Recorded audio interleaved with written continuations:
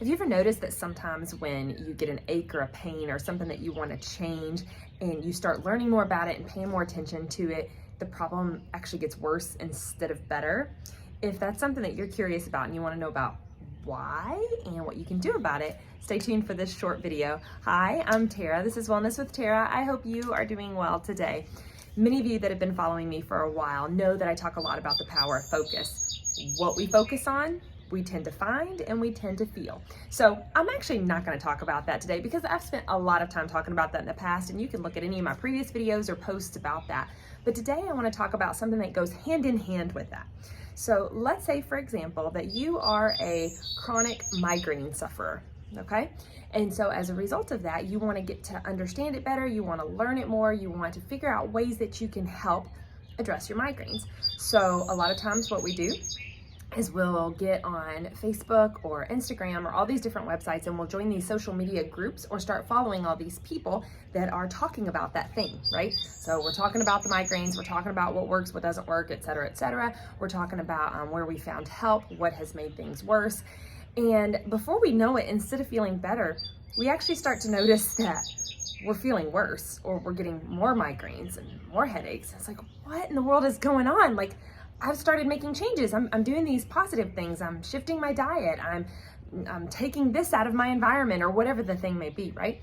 There's a couple things going on here. One is the focus. So instead of focusing on what we want, instead, we're spending the entire time focused on the problem, the pain, right? So we're noticing and we're focusing on the pain, the pain, the pain, the pain, the problem, the problem, the problem. I don't want this pain. And our brain hears, ooh, pain? Pain? Okay, I gotcha. I'll give you some more pain. Our brain doesn't tend to understand negated words. So I don't want to feel, I don't blah, blah, blah. Whatever follows it, our brain just gives us whatever we throw in at the end half the time. Like, oh, you want to feel pain? Great, okay.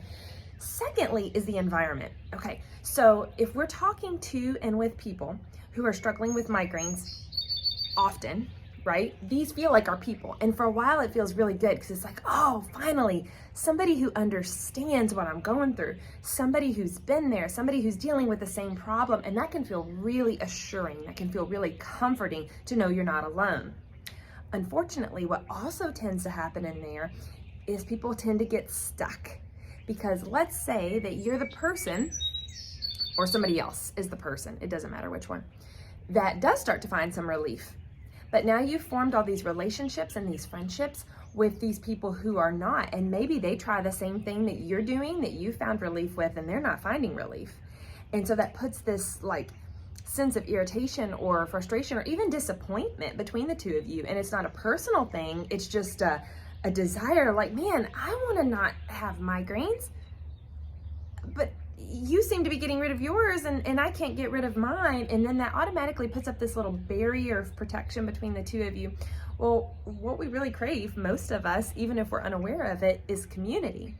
And if something like finding answers to our problem removes our community and the people that we love and the people that we trust and the people that we've gotten really close with, our brains are not gonna like that. Our body's not gonna like that, because we're not gonna want to lose that community, lose those people for the sake of feeling better, because then who am I, and who would I talk to, and who would my friends be, and I don't even know what to do. And so before you know it, you're right back in there struggling with the migraines, simply because it helps keep you connected to the community around you. So I want you to consider today, if you've had some sort of an ongoing either ailment, problem, or even a habit, like a bad habit that you don't like, think about who are the 5 people you spend the most time with, and notice if they share similar problems. If they do, this may be coming into play for you. And I'm not telling you ditch your friends and go find new friends, but it is something to consider who we spend our time with, and even what groups we spend our time with, what institutions we spend our time with, what Instagram pages we follow, what Facebook pages we follow, and just notice who we're around, what you're hearing, what you're soaking up all day, every day. Because even if logically you don't think you're listening to that or you're taking that in, but your subconscious keeps it on repeat, because your subconscious's job is to keep you safe. So if this is something that you're curious, you want to know more about, you have questions about, feel free to ask them in the comment section. If you found this video helpful or any of my other videos or posts helpful, feel free to always forward them to a friend, share them with a loved one, someone you think it might help. Let me know if you have any further questions or comments, and I would be happy to do my best to create a video for you around a topic that you're interested in. Take care. Bye-bye.